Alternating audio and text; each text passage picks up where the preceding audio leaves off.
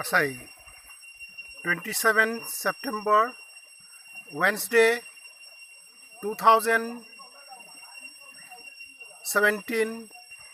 Winai Aramai tuang BHUANCHANU bam khao guangna dikun khuna hukutamna kana guai ani popai jere research and development council tong member non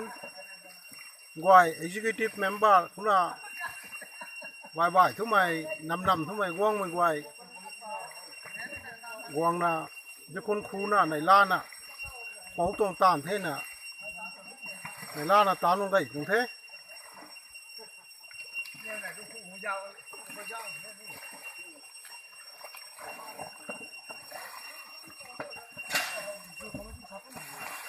Naga Bishnu committee khao ba mai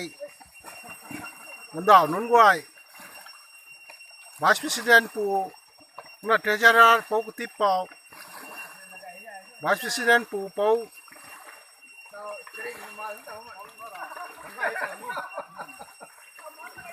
le gona dikhu bam the dikhun bam the